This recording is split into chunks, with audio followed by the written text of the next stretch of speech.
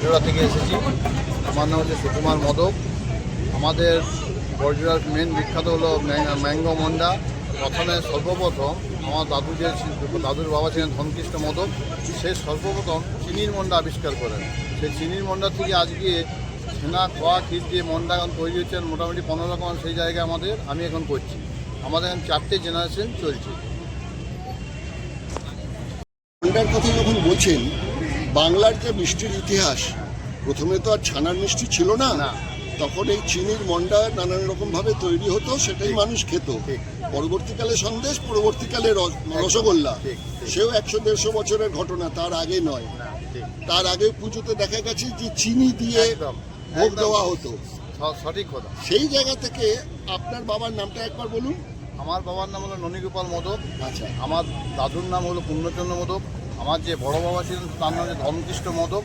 তিনি সর্বপ্রথম চিনির মন্ডা তখনকার দিনে হাটে বাজারে ঘুরে ঘুরে বেচতেন, হাটে বাজারে, এবং পুজোর ইয়ে তো বেশি তখনকার দিনে চালু থাকে। এমনিতেও বাঁকুড়ার মন্ডা বলতেই বোঝায় যে বাঁকুড়ায় কি না, বাঁকুড়ার মন্ডা হচ্ছে বিখ্যাত। সেখানকার জায়গাটা রুক্ষ হতে পারে, কিন্তু মিষ্টিমুখ করিয়ে ওখানকার বাঙালি মিষ্টিমুখ করা মন্ডা দিয়ে। ঠিক ঠিক ঠিক। তাই এটা একটা প্রাচীন ঐতিহ্য। সেখান থেকে আপনি কি ওখানে কোনো দোকান করেছেন? হ্যাঁ, আমার বড়জোড়াতে আমার দোকান আছে। কোথায় করেছেন? বড়জোড়ার প্রপার বড়জোড়া বাজারে। আচ্ছা, বাজারের মোড়ে। আচ্ছা, এবার যদি কেউ আপনাদের বাঁকুড়ায় যায়, তাহলে কিভাবে আপনার দোকানটায় যেতে পারবে? দোকানে যেতে পারে যদি দুর্গাপুর থেকে যায়, তাহলে ওখান থেকে 7 কিলোমিটার, বড়জোড়া মোড়ের থেকে আমার 2 মিনিটের রাস্তা। আচ্ছা, ঠিক আছে। আমার দোকানের নাম দেওয়া আছে মা তারা সুইট। ঠিক আছে।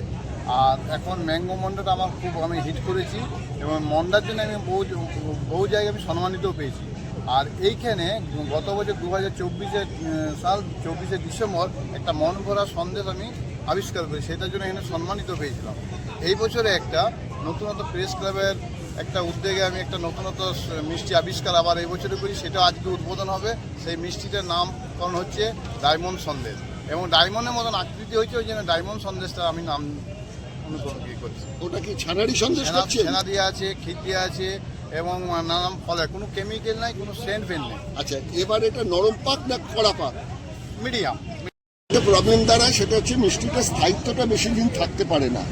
সেক্ষেত্রে আপনার এটা যাতে কলকাতার মানুষ, সে তো বাঁকুড়া যাবে, বেড়াবে, তারপর সেটা নিয়ে কলকাতায় আসবে, মানুষকে খাওয়াবে, কলকাতায় তো পাওয়া যায় না। তো সেক্ষেত্রে এটার লংজিভিটি মোটামুটি আমি এটা সব পরীক্ষা নিরীক্ষণ করে দেখিয়েছি, তাতে করে বিনা ফ্রিজে 7 থেকে 8 দিন থাকছে। বাহ, এটা কিন্তু আমাদের দর্শকদেরও জানা দরকার যে সন্দেশ কখনো ফ্রিজে রাখতে নেই, এটা মাথায় রাখা দরকার। যাই হোক, এখন আপনাদের আইটেমগুলো নিয়ে একটু কথা বলি। যে প্রথমে আমি চলে আসতে চাইছি, এখন যখন শীতের সময়, তো এখন হচ্ছে কমলা লেবুর সময়, এবং নলেন গুড় এবং কমলা লেবু দুটোই এবার জিআই ট্যাগও পেয়ে গেছে কমলা লেবু। সেখানে দাঁড়িয়ে আপনি এটা যেটা বানিয়েছেন অরেঞ্জের মন্ডা, এই অরেঞ্জের মন্ডাতে আপনি ছানাটাকে কি প্রথমে ওই কাঁচা গোল্লার মতন ব্যাপারটাকে রেখেছেন? ছানাটাকে আমরা ছানা, চিনি, ঘি দিয়ে ওটাকে পাক করতে হয়। আচ্ছা, তারপরে আস্তে চিনি এবং লেবু টেবু দিয়ে ওটাকে করা হয়, ওই একটা চলছে। আর এখন আজকে যেটা উদ্বোধন হবে, সে একটা ডায়মন্ড, সেই সন্দেশটা আমি এখানে রেখেছি। আচ্ছা, এটা হচ্ছে ডায়মন্ড সন্দেশ করেছে। হ্যাঁ।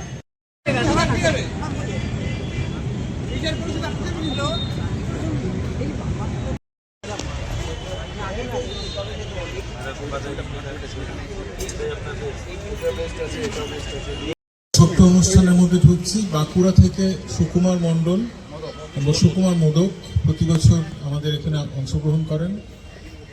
তার প্রায় 4 পুরুষের ব্যবসা হচ্ছে মন্ডা তৈরি করা, এবং বিভিন্ন স্বাদের মন্ডা, কোনোরকম রাসায়নিক না দিয়ে প্রাকৃতিকভাবে তৈরি করা বিভিন্ন স্বাদের মন্ডা তারা তৈরি করেন। এবছর, গত বছর একটা নতুন মন্ডা, মন ভরা সন্দেশ, নতুন একটা আবিষ্কার ছিল, সেটা এখানে উদ্বোধন হয়। তো এবছরও সুকুমার একটা নতুন মন্ডা না, এটা ডায়মন্ড সন্দেশ, ডায়মন্ড সন্দেশ, সেটা তার আবিষ্কৃত একটা নতুন সন্দেশ, নতুন স্বাদের সন্দেশ। কি কি আছে তার মধ্যে সেটা সুকুমারই জানাবে।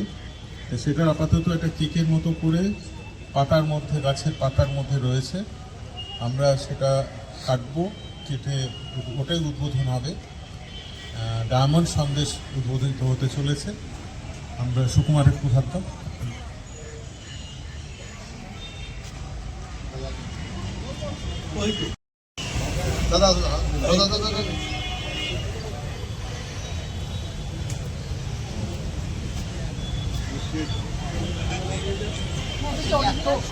একদম আমি খাবো দাদা। কলকাতার উদ্যোগে গ্রাম কৃষ্টি উৎসবে আমাদের আহ্বান, সহযোগিতা ও ভালোবাসাকে আমি সুকুমার প্রেস ক্লাবের কলকাতার উদ্যোগে এবছর 2025-এ সর্বপ্রথম এক নতুন মিষ্টি আবিষ্কার করলাম ডায়মন্ড সন্দেশ। ডায়মন্ড সন্দেশটার নামকরণটা দেওয়ার উদ্দেশ্য হলো যে পুরো ডায়মন্ডের মতন পুরো আকৃতিটা আছে, সেই জন্য এটাকে চিন্তা ভাবনা করে। আর আমার একটা চিন্তাধারা আছে যে সবসময় যখন প্রেস ক্লাবের ডাকটা কতখানে পাই এরকম একটা মনের মধ্যে হয়, যে যেমনি আমি ডাক পেয়েছি তখনই আমি চিন্তাধারা হয় যে কীভাবে সন্দেশটাকে আবিষ্কার করবো। তো যাই হোক, প্রত্যেক আমার এই গুরুত্বপূর্ণ যারা আছেন প্রত্যেকে কলেজের প্রণাম জানাই। আর প্রেস ক্লাবের প্রত্যেকটা মেম্বার ও সদস্যকে আমি কলেজের প্রত্যেককে প্রণাম জানাচ্ছি। আর আমি যেন প্রত্যেকে ডাকটা যেন পাই, যে আমি কতক্ষণ যেন আসতে পারি, এই ডাকটা প্রত্যেকের কাছে আমার জানানো হলো। আর থেকে আমি সবাইকে অনুরোধ করবো, বড়জোড়া বাঁকুড়া জেলায় বড়জোড়াতে আপনারা সবাই প্রত্যেকে যাবেন, আমি খুব আনন্দিত পাবো। আর একটা জিনিস বলছি যে এই সন্দেশটার জন্য আপনারা সবাই মিলে আমার যেভাবে উদ্বোধন করলেন তাতে করে আমার মন কিন্তু ভরে গেল। আমি চাইবো যে আমরা প্রত্যেক বছর আমাকে আশীর্বাদ করবো, প্রত্যেক বছর যেন একটা সন্দেশ আবিষ্কার করতে পারি। এবারে আমার বক্তব্য শেষ করবো।